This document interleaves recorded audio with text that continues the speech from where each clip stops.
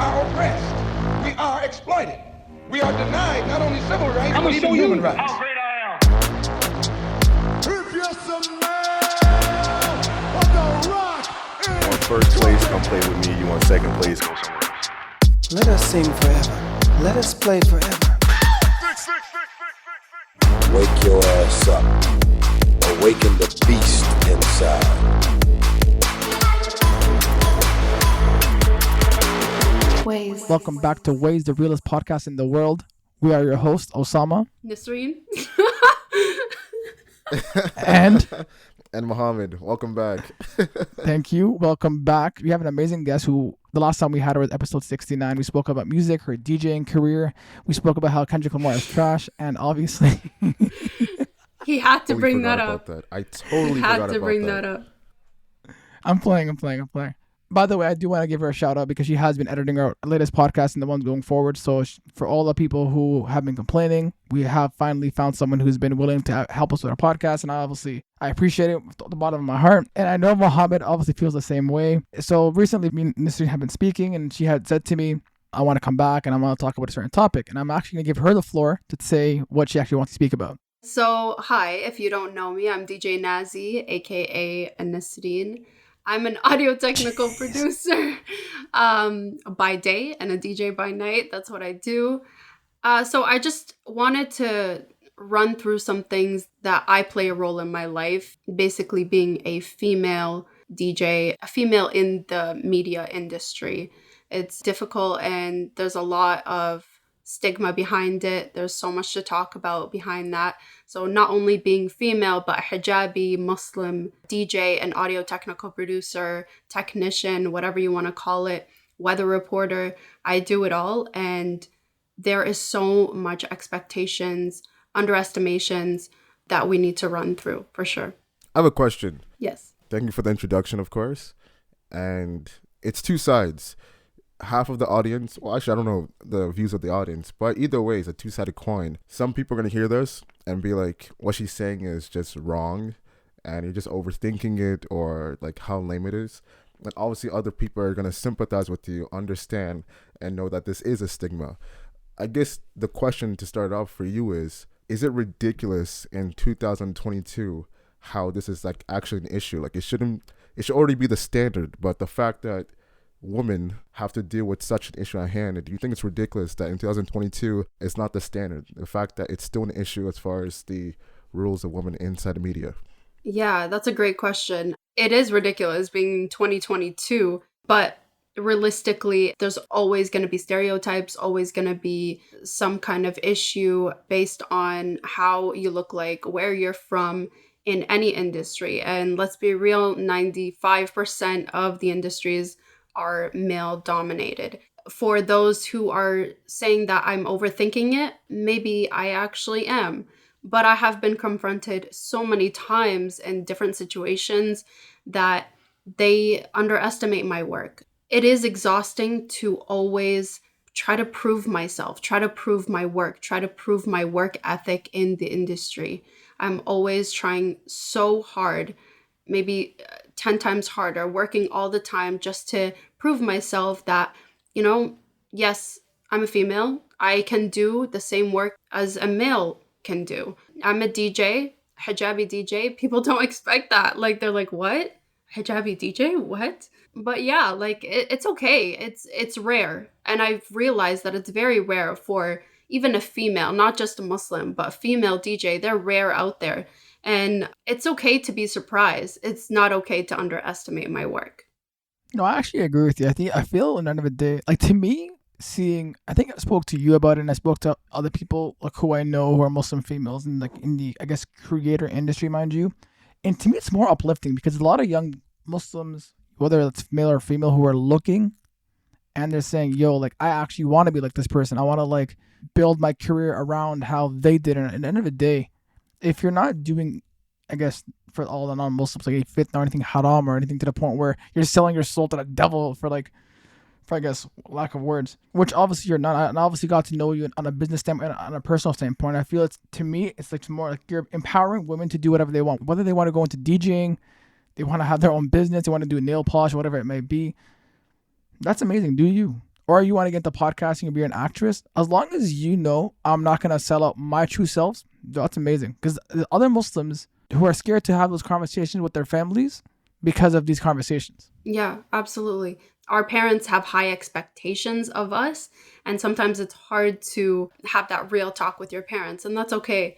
But the goal is to try to change people's perception of what a Muslim girl is, a Muslim girl does, hijabi does, female does, a younger female does. You know what I mean? I just want to change that perception for younger girls too. Like, I've had small girls come up to me and they're like, "Oh my God, it's so cool what you do." And I'm like, "Thank you." Like, that's what I want to change. I want to change that perception in terms of like any girl can do that. Any Muslim girl can do that. Even Muslims in general, like male or female. There's just standards in every industry, and that's what I don't like. Well, actually, I was gonna bring that up because I remember one time I asked you, I'm like, have you ever had people come up to you and recognize you for what you do? And you're like, yeah, I had. So it's actually interesting that you bring that up because to me, I don't think we've ever had someone come up and say, "Aren't you guys from that podcast?" Not yet. Maybe sometime soon. I have no idea, but never happened to me, mind you. But to me, when I see younger people, like for example, if I come up to you and say, "Yo, I know you," that's inspirational because sometimes they might not have to go into the entrepreneurial spirit, but they might see it's like, wow, like a hijabi girl is doing what she loves, and I want to ask her like what her discipline or motivation is. So my question to you is like, what drives you to do what you do? I am passionate, and I know as cheesy as it sounds, I'm very passionate in what I do. Ever since I was little, I am motivated, and what drives me to do what I do and wake up in the morning and love what I do is that basically my motivation is to prove not only to other people that I can be in this industry doing what I love, but to prove to myself. Proving that to myself is so much harder, and I know a lot of people can relate. You're trying to prove to yourself that you can make it, that you can do what you do, and you love doing it. So be proud of what you do. And I'm always trying to convince myself that, like, be proud. You're doing good. Like, today was good. Tomorrow's going to be better. And I know it's so cheesy, but it that's what drives me. What drives me is to also show that, like, those girls who did recognize me from different parties and different events, they're like, "Oh my God, you're that DJ on Instagram. Like, you're so good." I'm motivated to think that one day I will inspire other younger females. But I love what you said because to me, I think when you're a creator, I don't care how big, how small, how mediocre you are. I think for me, the biggest important thing is you're doing it for someone else. You're not doing it for you.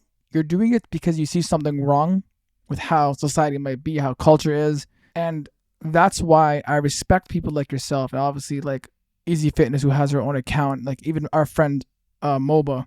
I'm not gonna say their names because I'll let them be inconspicuous for now. But the people that I just mentioned, like yourself, myself, MOBA, and Easy Fitness, I think those people have found a niche and they want to build off of that. And I think a lot of people think that they only have to be an entrepreneur and they can't do a 9 to 5. Well, if you want to do a 9 to 5 for now while you're working on your grind, by all means do that. Mm-hmm. Because being an entrepreneur has a deeper meaning than just making money. A lot of people just do it for the money. Like if I ask you, like, what's the purpose? What's your purpose of being a DJ? Like, it's not. I guarantee you, the answer is not money.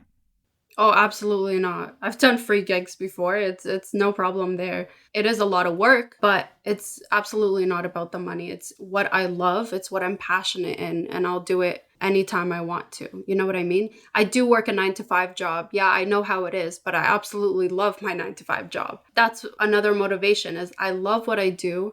I am an entrepreneur on the side, and the grind is real, man. I have like 3 jobs. The grind is real. Well, I gotta say, like, you're one of the hardest workers I've ever met in my life. Because last week we were texting because like I always sit down like with the industry and like we had she edits our podcast. And I kind of learned from her, and I want to say, by the way, master at what she does. Thank you. And I'm not only saying that because like you're here, but you truly are. And I want to say that when I was editing podcasts, I was obviously like, as I told you, like when Mimo edit podcasts, it's obviously on a basic level. Like I take the internet audio and I take the individual and I plug it in and play. When I was watching you, the eye on detail is insane, and it's obviously immaculate. You really cannot replicate that kind of stuff. And I do believe that that's over preparation. Obviously, you believing in yourself, right? Yeah. And that's why I believe within your product. Like a lot of people always, I hate people who hate this haram police, bro. They're like, bro, it's haram. What you're doing is haram. But I'm like, if you actually knew who this person is individually, personally, you understand the meaning behind this product. Like a lot of our topics that we've spoken about, this is episode 93. Some of the topics a lot of people would not be touching on. And Muhammad, you can agree. Like we've touched on a lot of controversial topics that people would never ever like even speak about. Yeah. But mind you, having people like yourself who are to me are inspirational because you push me and you're like, yo, she did it that way. I'm going to ask how she did it. It does not emasculate me as a man by asking you a question. In fact, it actually makes me much more powerful because I'm getting knowledge. That's so nice, actually. I really like that response. I'm not that mean. I do have a question though. Yeah, since we're on the topic, obviously, it's just like the standard, right? Like the standard should be normalized. It shouldn't be a question of practices that's done to the harm and as if women feel as if they can't do what they want to do and stuff, right? Despite the industry. I think I want to ask you and get like an understanding is pretty much this is a situation because of the ethics that men decide to enforce on women in whatever industry. And obviously it's wrong. And because of that, we've seen different movements like the Me Too movement in the past couple of years and stuff, right? So I guess my question to you is, what can be done to change? Because until then, you're always going to get the problem and the notion of women feel as if they can't work inside certain workplaces, especially yours, because it is a male-dominated industry. And even though the role that you do is not wrong, what's wrong is the culture of predators as far as the male, not every man, but certain males that feel as if they could prey upon women who are just doing the roles and feel as if what they're doing is right. So I guess it's just the ethics. There's the lack of ethics. So what can be done to change that notion in the industry? I'd say get educated. Men, be educated in today's society in terms of like, yeah, we're doing it. We're doing it every day. We're doing more than you sometimes. But staying educated in your facts, give women a chance to do what they do. Like I've done so many events, okay? Alhamdulillah. But there are times where there was one time, for example, there was a guy who stood behind me the whole 6 hours of the party behind me telling me which song to put next. And I'm like, are you kidding me? What song are you going to play next? How are you going to blend it together? Are you sure you want to put that? Just let me do my job. Trust me. And trust is a big thing. Yeah. Trusting in the people that you hired is very important. Okay? It gives me the satisfaction. It gives me confidence. And when I'm confident while I'm working, bro, I'm taking over the whole room. And that's the thing. Like, if you doubt my work, I feel like that's a lot of pressure on me. So what are you going to get? You're not going to get the event that you wanted because you're doubting the person that you hired. Yeah. Like, before I even start DJing, guys come up to me, oh, you know what you're doing, right? Like, make sure to blend the songs nicely, like transition the songs nicely. Don't put breaks in between. He's literally telling me how to do my job step by step. I paused and I looked at him and I'm like, I know what I'm doing. This is my job. And I laughed it off. But inside, I was steaming. I was steaming because I'm like, what made you think that I don't know what I'm doing? What made you think that? A lot of guys, I think some guys, not going to say a lot of guys, some guys have this mentality that they think that they're above the law in a sense, or they want to treat women with a derogatory manner, which I highly disagree with, mind you, because obviously I know how that feels on a personal level, and I'm like, never going to do it again. Like, I'm not someone who disrespects people unless you disrespect me. Like, if you're going to disrespect me, like, the way I live my life is like, I don't want no problem, but if you want a problem with me, no problem, bro. Like, I can go all the way. Yeah. But mind you, when it comes to someone, like, for example, I like to let everybody know, like, I gave the accounts to Nisreen and I'm like, yo, do whatever you want. She's like, do you trust me? I'm like, I trust you 100%. I'm like, you do what you believe. You have more expertise than I do. I'm trusting with our product. And I never said my product. I said our product because now you're part of that, like, transitioning. You're part of that, like, brand. So, and I believe that from what I've seen from your work, like your latest remix that you did with Lollipop and what's the other song called? Whatever you like. Whatever you like. Yeah, with Yeah. T.I. I'm like, that on its own is like for me, I look at that and I'm like, damn, it's actually talented. And I'm not, and Mo knows me really, really well. Both of us are not people who well, we're not going to compliment you just for the sake of complimenting you. Like when we give you a compliment, it's a genuine compliment because I'm not giving out compliments here. Yeah. I'm not those fake people. It's like, oh my God, it's so nice. Like, no, I'm going to use actual words that will define who you are as a person. But to go back to what you just said about those like derogatory words about men, I was talking to someone, I'm not going to mention her name because it's a personal story, but I'll share the story. She was kind of getting demotivated because she was seeing other people like messaging her hate comments, right? And you were talking about like sometimes that could be demotivating in a sense.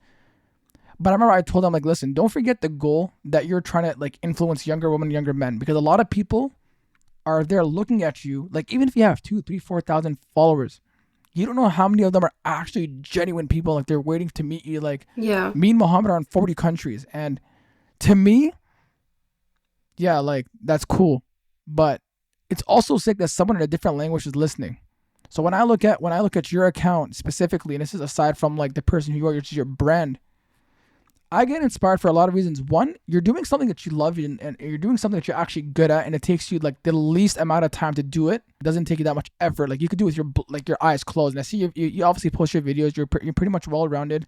But those guys who are hating are first of all projecting their insecurities onto you. And this is like everybody, like guys, girls, like whoever you are. I don't think it's right because who are you to tell me? Like in our last speaking session that we had, we brought it up. Me and Muhammad brought it up. We're like, yo, never allow anybody to tell you who you are. Like the words that follow I am follow you. So when you say I am great, I am the greatest DJ, that's who you are. Someone else is just saying that because he probably wants to hear a song by Kendrick Lamar, J. Cole, or Drake, but you're probably playing Lil Wayne because that's what the vibe is feeling. You as a DJ understand the psychology of people and the psychology of like dances. So you already know, okay, they're messing with this song, but if I go to slow dance, they're probably gonna get cheat. So I'm gonna go up the beat a bit. And then you realize when they get tired, you're like, okay, let's do slow dances, whatever. But a lot of people, because they're selfish, are like, nah, I want this song.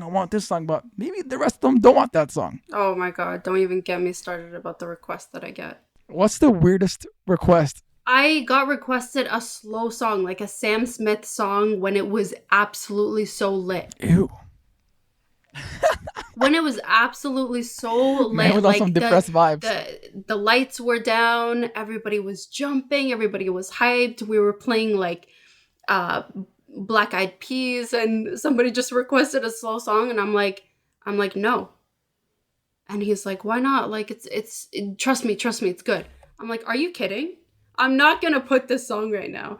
And this man said Sam Smith, bro. Yeah. So honestly, just trust the process, first of all. I hate taking requests because of that reason, because at the end of the day, just let me see what flows better. If the crowd feels this vibe, I'm going to stick to this vibe and eventually go with whatever comes next. Mm-hmm. But yeah, I like what you said. It's absolutely so true in terms of people doubting you at the end of the day and people saying that you can't do this. And that is what pushes me at the end of the day. When somebody tells me I can't do something, yeah, I work my A off, okay? Just to get to where I want to get. I don't say, no, you know what, you're right. Like, that's not for me. I grew up with so many people doubting me. And for many reasons, whether it's because I'm Muslim or I have a visual impairment, I have a disability in my left eye, and I grew up with my eyes deteriorating every single year. Mm-hmm. So it got worse over the years. And I remember I was in the sign language program and an academic advisor called me in randomly called me in. And she's like, you're not going to make it in this industry. You're not going to make it here. You should choose something else. You're not going to graduate. Even though I was getting absolutely... This is an academic advisor saying this to you? Yeah. I would have slapped him. I got straight A's in most of my classes. Like 90s. That's amazing. In most of my classes, and it was super hard. Okay? It was a hard program. So what I did, I said, no, you're wrong.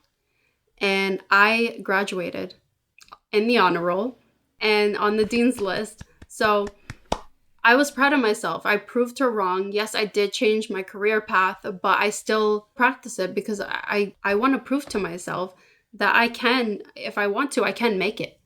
If I want to, I can push myself to do whatever I want. Yes, I have limitations in a lot of things, but still, I'm in control of my life. And I think that's the important message that I want to send out to the people that follow me on social media. Like, I want to send that message out, because even not only academic advisors, but guidance counselors in high school used to tell me that all the time. Like saying, no, go to applied. You're not going to make it in college. You're not going to go into this industry. You're not going to make it here. You're not going to do that because of where you're from. In the radio broadcasting industry, I had so many people come to me saying, because you're wearing a hijab, you are not going to be on TV. You're not going to make it in radio as well. And what did I do? I'm on TV and I'm on the radio. So I proved them wrong. And that's my constant message. One thing I want to know is that you talked about, obviously, everything you just went through.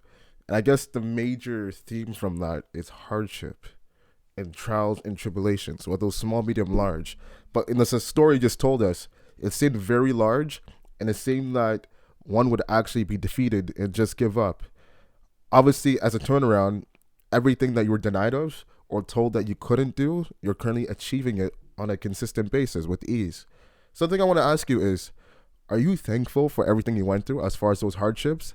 And also, when you were going through those times when you're younger, did you ever think to yourself, like, why me? Why am I going through all this when it's probably easier for my peers? There was a part of me when I was growing up, I did feel that, but it never stopped me.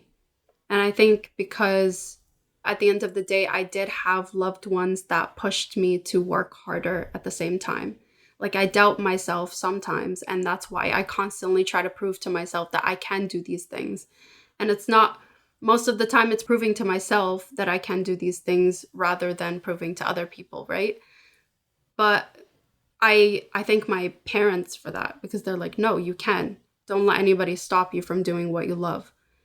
And I think that's the most important thing, is that when somebody that you look up to also supports you in everything you want to do, that's what pushes you as well. I have to agree. I think at the end of the day, I think a lot of people, like when you're getting hated on, or like, I guess specifically even Haram police, bro, I always go on TikTok and see these guys. I started responding to them. There was this one girl who's actually supposed to be on our podcast.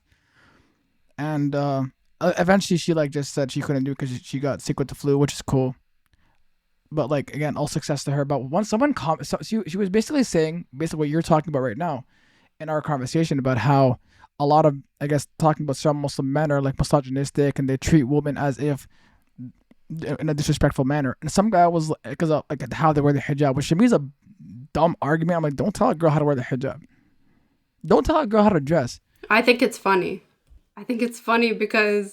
because just going through this is that I've had so many DMs about those things, where when it comes to like music or how I dress or something like that, and there's always Haram police. But when I click on their page, either they're following me or they there was one guy who had like a Hennessy bottle the first picture I saw, and I'm like, that's funny. Okay, you're gonna judge how I'm dressed or what I do in my life. Like, I think it's funny. And I don't react to it. I don't respond and feed on their ego.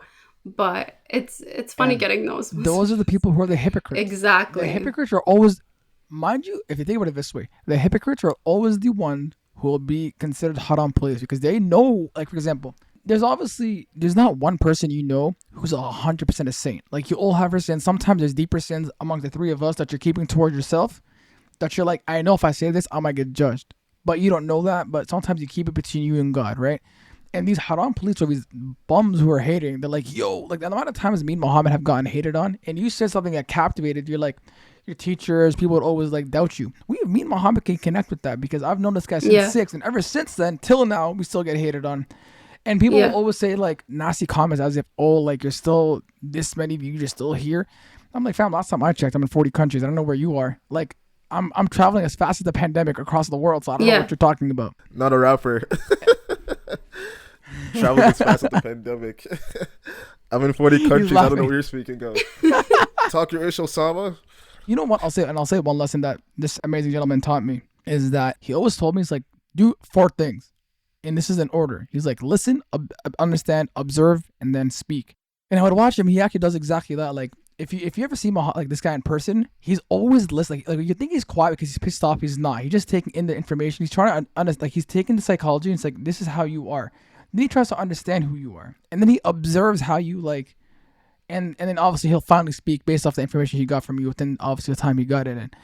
And that's a valuable lesson. And to me, I use that every single day now, like within this podcast. Like I listen to you, I understand what you're trying to talk about.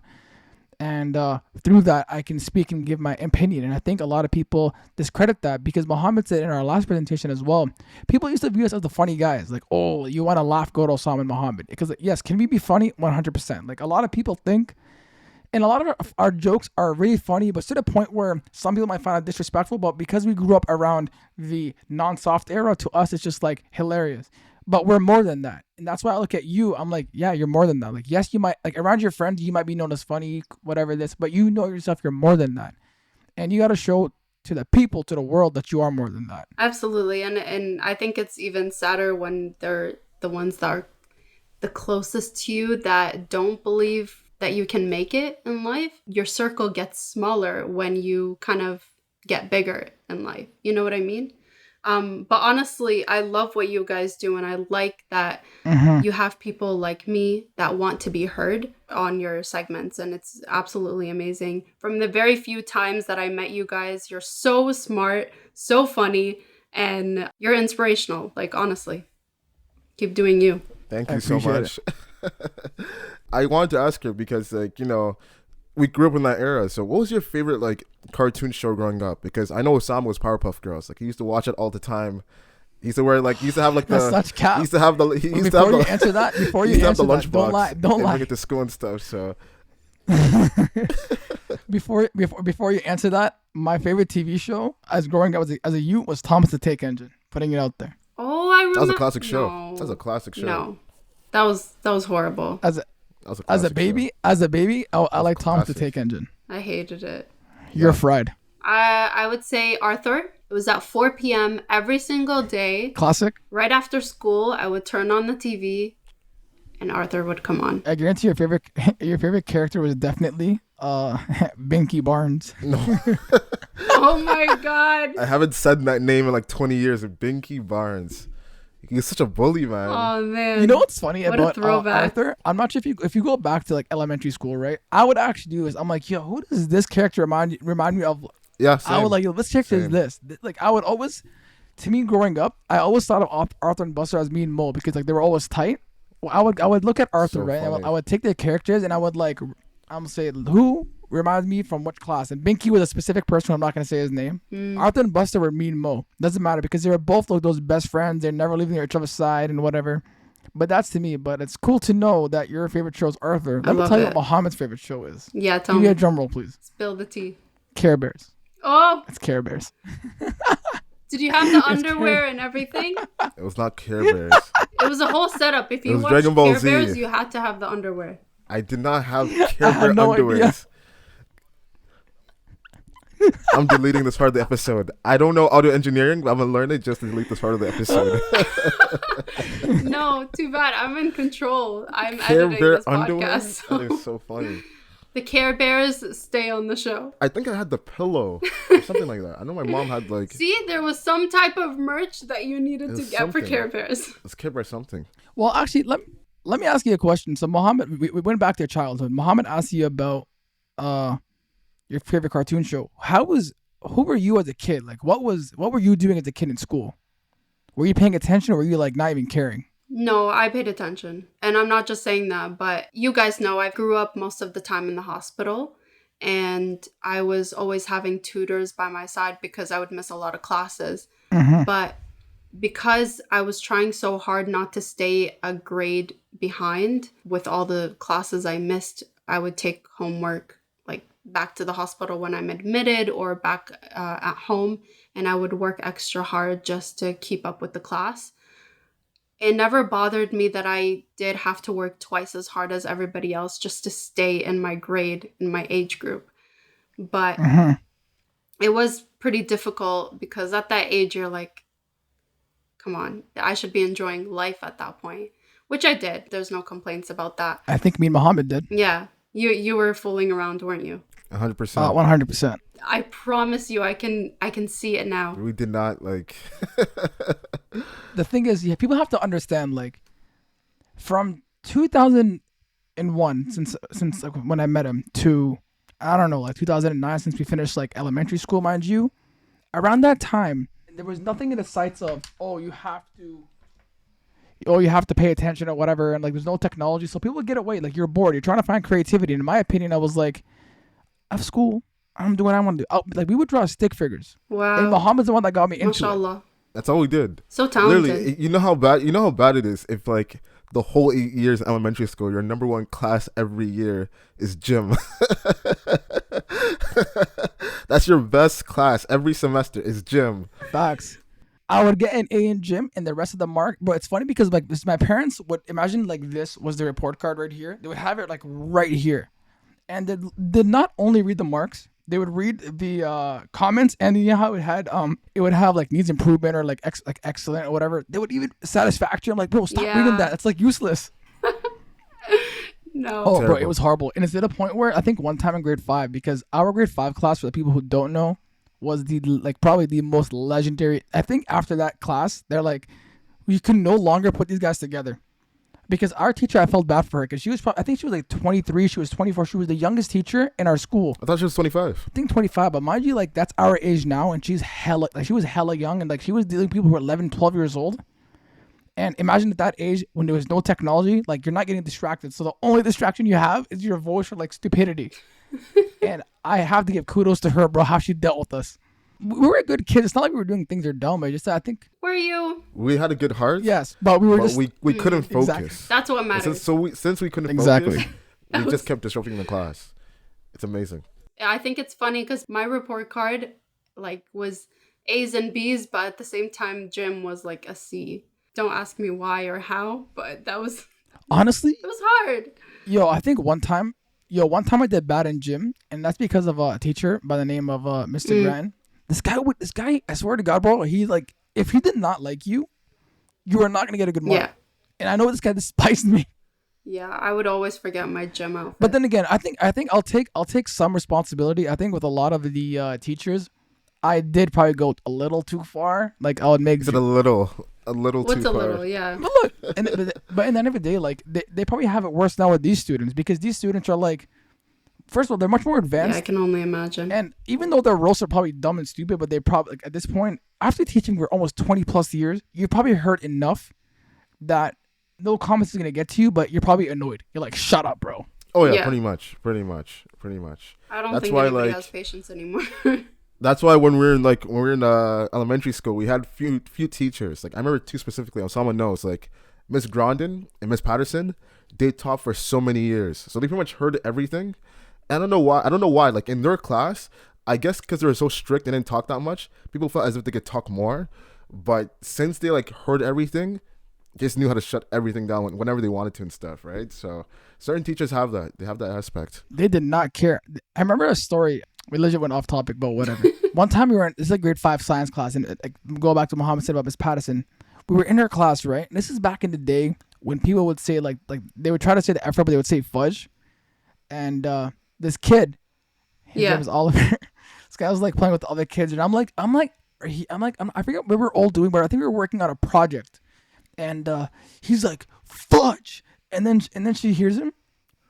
She screams so loud, and then I've never in my life have been scared because you can scream, but this scream is as if it's like someone, I don't know, bro, like got caught watching porn or whatever, and then he was the nicest kid, the nicest kid in the world. Like he wouldn't hurt a fly. Like one of those kids, just super nice. She made quiet, him cry, like, bro. To the office, she made him cry. But I think after that we must have been laughing. Oh yeah. Like it was serious. He played with Yu-Gi-Oh cards like in the morning and at lunch and everything. Like he was the nicest kid. I remember too, because I think she must have been allowing us to like play with our friends or whatever. Like she gave us like a time off, and he must have lost. But the way I think she must have heard the F word. And he said, I said fudge, and she screamed again. She's like, get out of my class. I'm like, damn. And he was a new student too. And he was a new student as well. Yeah, I felt so bad. It's all good. Honestly speaking, it's like that's what you do. I think when you go through experiences like that, hardship, it kind of makes you a lot more stronger, because you used to think about hardships. So I think those hardships, they give you more thicker skin, because a lot of people friends of who I know till this day. Someone told me the other day, like we were linking because he wanted to take me out for my birthday, and he was like, "Yo, I appreciate it." He's like, "You always give good advice." And in my head, I'm like, it's because like I think after you've been through so much, or like you've seen people that go through so much, you understand what they're going through, so you have like those things to say. We're wise people now. Well, listen. We're adulting. We're at that age. Look, you know. I just want to say, you know what this girl called me, bro? She called me a grandpa because I sleep early. This guy, I was like, okay, let's do a mic test at 11. He's like, what? Why so late? And what do you mean? I'm like, how is this late? Are you kidding? Late is like 1 to 2 a.m. I've seen Osama go to sleep at 10:30. You know what's funny is sometimes when these guys come to my house, right? Like this guy, like my other friends, right? And this is like during the holidays, mind you. Like no one's doing nothing the next day. They'll come. There's odd moments where I'll stay awake until like the morning. There's odd times, but sometimes I'll like be there for 2 hours. 11:30, 12 hits. They're still in my house, and I'm like, yo, peace out, boys. I'm like, my brother can make you leave. And then I hear the next day, yo, they left at 3 o'clock in the morning. I'm like, 3 hours after I slept. What? I need my sleep. I need my sleep. I need my sleep. Like sometimes this guy makes fun of me, but sometimes if he's tired, he'll knock out early, bro. Don't bug him. Oh yeah, I'm gone. Easy. But like, sure. I'll take credit. I like sleeping early. Like I wake up early and I want to be sleeping early. No, I can stay awake all night for like 3 days straight. It won't affect me. Yeah, well. Actually, that's a cool question because obviously you are a DJ, right? So since you stay up DJ? all the time, whenever you want. Yeah. When that time comes, when you know you're about to pass on everything, like, I guess to restore that energy, do you like drink tea or you drink coffee? Like, how does that work? I'm a coffee addict, but I feel like coffee doesn't affect me anymore. I don't think it keeps me awake, but I rarely sleep. Like, I think if you know me well enough, I rarely sleep. So I can pass in this industry well enough. Like being a DJ, I think I get home like 2, 3 a.m. in the morning sometimes. It's fine. I'm awake by like 6 a.m. the next morning for work, and it's all good. I have the energy that I want. I can sleep 1 to 2 hours a night, and that's enough time for me to sleep. That's like I was gonna say that's like Jaffer, but it's not like Jaffer. Jaffer is impossible. This guy's knocked out. He's knocked out. But honestly, I guess again, like impossible. You have to know your body. You have to, like, for me, I know I can get 6 hours of sleep and I'll be fine.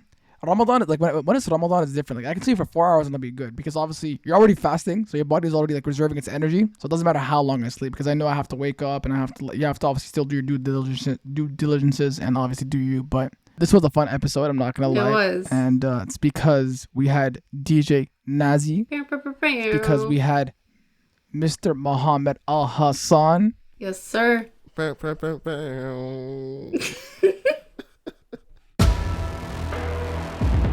You guys thought we were done? I don't think so. We still gotta wrap it up. Please follow me at Kusa300. Follow my co-host Muhammad at Muhammad.global. Make sure to follow our page at Instagram. Also, make sure to subscribe to all our platforms. We drop every Wednesday at 12 p.m. Thank you. We'll see you next week.